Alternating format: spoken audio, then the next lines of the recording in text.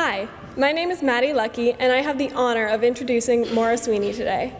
Maire is one of the funniest and most confident people I know. She can be seen walking the halls of St. Mary's wearing her butterfly polo, a very dark spray tan on her legs, and screaming that the world will not, in fact, end in fire or ice, but with the latest AP Bio assignment. While she is known and loved by the senior class for her Irish dancing, her Eminem obsession, and her Emblem 3 fan fictions, she is also one of the nicest, smartest, and prettiest girls at St. Mary's. So it gives me great pleasure to introduce you to the one and only Maire Sweeney.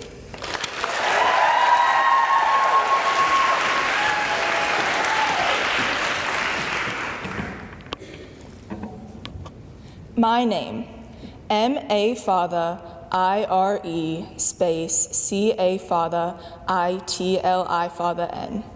Many people accidentally mispronounce this as Marie Caitlin, or perhaps other creative variations such as Maire or Mari, and once even Mark, but rarely is the correct pronunciation Maire Kochleen ever guessed on the first try. One might ask, why on earth would my parents choose such a complicated name for their child? To offer an explanation, my parents are both 100% Irish, so naturally they wanted to give me an Irish name. Maire is the Gaelic translation of Mary, my mother's name, and Kochleen is the Gaelic translation of Kathleen, my aunt's name. My name was almost spelled M-A-U-R-A, a more phonetically correct version of Maire, but as a decision to stay true to my family's Irish roots, it was not. The follow-up question to this is typically, do you like your name? The answer? I used to be slightly bitter about how close I came to having a normal name, but over time I have learned to embrace the unique aspects of my name and love it despite some people's confusion over its pronunciation and origin. My name is intimidating, a fact that I have learned from years of new teachers stuttering over my name on the class roster, with some even blatantly mispronouncing it the whole year despite my corrections. Some people do a double take when looking at my name for the first time and assume that it has been misspelled. I have had to accept the fact that on some websites I cannot completely spell my name correctly because I cannot put the fathers, the Gaelic word for accent, over letters in my name since the system won't recognize them. Whenever I order food and the cashier asks for my name, they politely ask, "Is that spelled M-O-R-A?" And I typically say, "Close enough."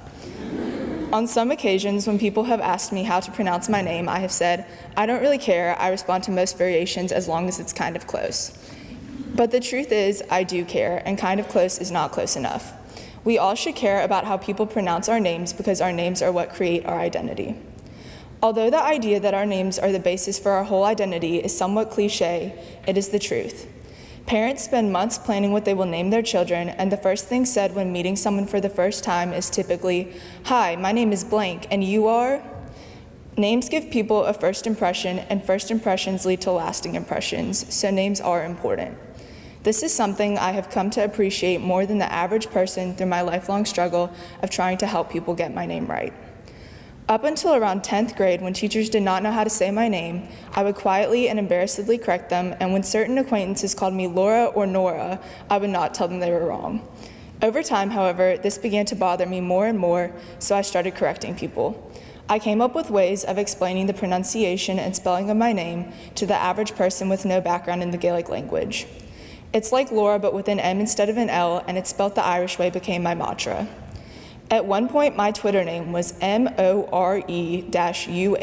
Maire, so that even strangers on the internet would know how to properly pronounce my name.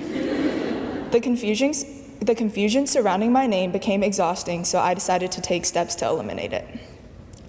Through this process of learning to embrace my unusual name, I have also learned to embrace my own quirks and personality traits.